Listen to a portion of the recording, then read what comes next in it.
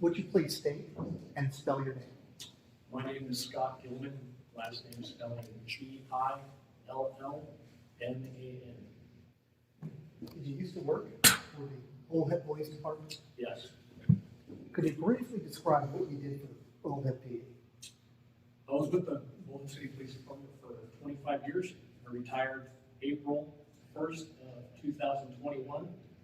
And during that time frame, I held just about every position that you can hold, from officer to detective, corporal, and sergeant.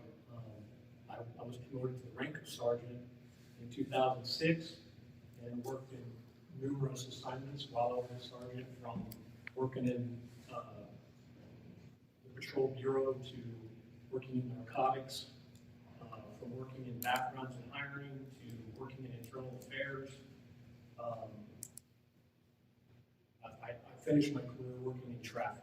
My last 6 years were spent working in traffic, where I managed the traffic bureau, but also managed the Governor's Office of Highway Safety grant, and also was responsible for fleet maintenance and managing that. Well, Mr. Gilman, let's talk a little bit about your experience as a sergeant in patrol. How long were you patrol sergeant? Off and on, years. I mean, I was bouncing around quite a bit. I managed, supervised numerous patrol squads during my time in Bullhead City Police Department. Are you familiar with the requirements of the job as a patrol supervisor? Yes, I am. Well, let's talk a little bit about what a patrol sergeant does. Now, does a patrol sergeant go on all calls? No. Could you just describe to us what a patrol sergeant does? So the patrol sergeant is obviously responsible for the day-to-day operations of his squad. He's assigned to an actual, there's 6 patrol squads that I'm aware of that could have changed since I retired. But, so they're taking it either a day shift, a swing shift, or a graveyard shift. And those hours are dependent upon which shift you're on. And you're holding briefings with your squad, giving them day-to-day updates on things that are going on within the community, providing those officers with training, when training comes up during different types of things. You're assigning them beats, so they got different beats within the city. So you're assigning the officers with beat responsibilities, and then you're overseeing their work. And a lot of that overseeing of their work is done within the station because of the amount of paperwork, the overwhelming volume of paperwork that the sergeants see day to day by each and every officer based on the number of calls they perform. Let's talk about what is this paperwork that's coming? You name it, from traffic tickets to accidents to civil matter type related report calls to criminal reports, felony and misdemeanor, wide ranging. So let's take it through. The reports are: an officer goes to the scene of a call. Something happens and they write a report each time they do this? Yes. And then what happens in the system here in Bullhead with the officer's report? They come back to the station after, for example, being on that call. At the end of their work day, or my understanding, it could have changed, but they have the remainder of the week to get their reports completed and caught up. And then they go through a submittal process.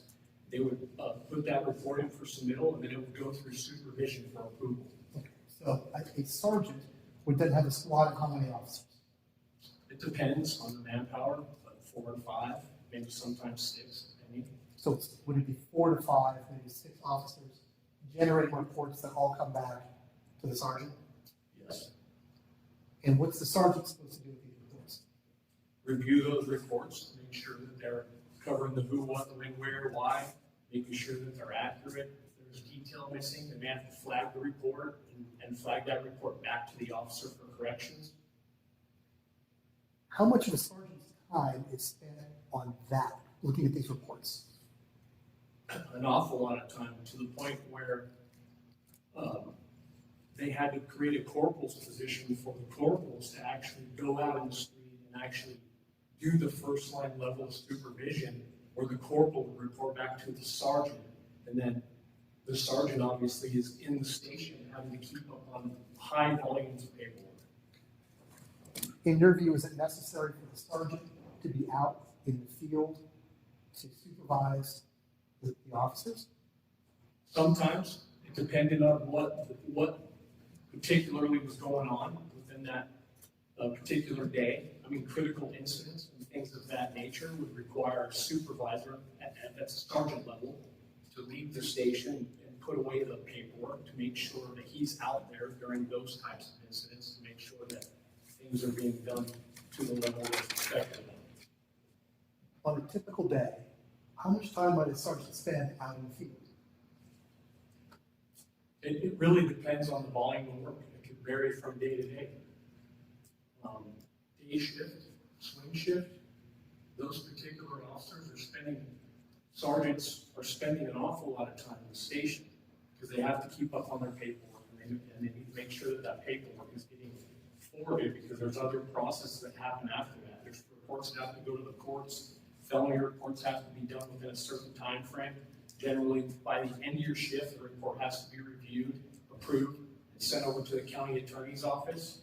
Depending on which shift you're working, if you're working day shift, for example, at least when I was the day shift patrol sergeant, you had to go through and you had to, any reports that were media worthy, we had to forward those reports to the local media in the event that they needed to report on that type of news. So it varies from squad to squad. I would say that for a graveyard shift sergeant, he might have more time to spend in the field because they're not handling the same volume of calls and reports.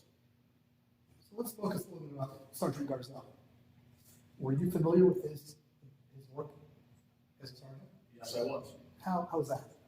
Well, just as an example, for the last 6 years that I spent in the Bullhead City Police Department, I supervised the traffic section. So every single traffic citation, every single DUI, every single accident, if that particular report was handled by a patrol officer, that report would get submitted to that officer's patrol sergeant, and then those reports would come to me or come to my corporal in the traffic bureau. And so with that being said, my job and my corporal's job a lot of times was to oversee the patrol sergeants in the work that they were submitting to us. Okay, was that towards the end of your career? The last 6 years of my career. And you left when? I left in April of 2021. You retired, is that right? I retired, correct. So you were present in the department when the transition happened between the old chief and Chief Triggs. Yes, I was. In your position as traffic sergeant, were you aware of any new direction coming from Chief Triggs and how sergeants are supposed to do their jobs? No, there was one particular sergeant's meeting that Robert Triggs attended, and it was the first one he'd ever attended that I'd seen him in, where he had there was obviously transition taking place, so he was going to be taking on more of a direct role. We didn't know exactly what that role was going to be, but all the indications were that he was going to be the next chief of police. So he had come into our sergeant's meeting and talked to us about the importance of us training, mentoring, and coaching our officers. Is that a change from what had gone on before? No, that's what we do as sergeants on a daily basis. Okay, well, let's talk about your experience with Sergeant Garzon. Had you supervised him as an officer? No. Did you work with him as a peer when he was a sergeant? Yes. Were you able to watch or review it? Were you able to form up some kind of opinion as to his job performance as a sergeant? Yes. Well, explain to us what you thought. From my standpoint, in reviewing all of the different sergeants' reports, seeing how those sergeants interact with our officers, number one, he holds very thorough briefings and provides very detailed training to his officers, which is backed up, documented in those day-to-day patrol logs. And his reports were very rarely needing to be flagged because it was very evident that he was reviewing those reports in detail to make sure when they came to me that they didn't have errors.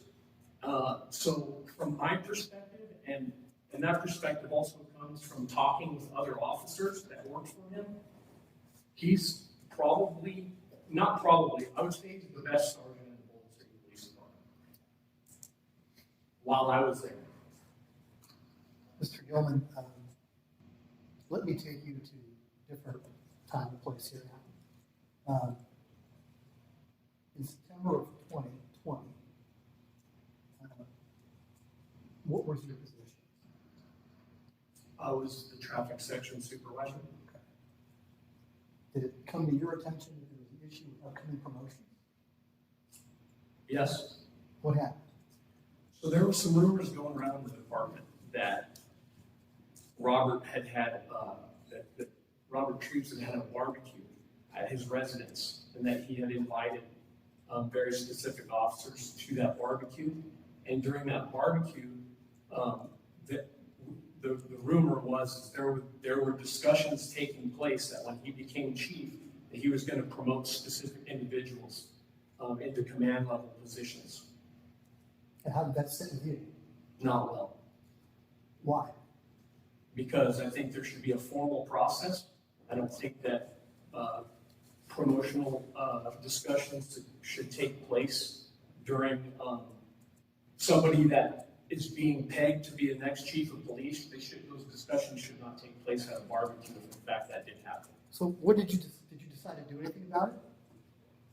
Yes. What did you do? Well, I went to Lieutenant Arvisu and basically had indicated to him that, hey, this is what's being said. Some of the information that was coming in, he was already aware of because he had said that Sergeant Holdway had come to him and had some of the same issues that I had with the way that those promotions were being discussed at that barbecue, because I was told he wasn't present there. What did you reach a decision on what you were going to do about it? Yeah, I told the lieutenant that we should ask for a meeting with Lieutenant Harms. I think he might have been transitioning to that point where he was like the acting captain. Well, did you at some point decide to have a meeting with I guess at that point he was maybe the acting chief or on his way to becoming the chief, Mr. Treves? Yes, ultimately after talking with interim Captain Harms, I guess he was either a lieutenant or a captain at that time, and having a discussion with him about my concerns with these rumors about promotions and who those people were, because I had concerns about their integrity. I had asked to have a meeting with Robert Treves, and Jason said he would arrange that meeting. Did it? He did. Okay, who was present at the meeting? Myself, Lieutenant Arvisu, Sergeant Garzon, Jason Harms, and Robert Treves. What happened at the meeting? We confronted him about this barbecue and these rumors about what appeared to be these unfair promotional discussions and practices. We had already also heard that people that were friends of Robert's were going across the street and having meetings with Toby about how they wanted to promote City Manager Toby Cotter. So there was obviously a discussion that took place about that. And right away from the get-go,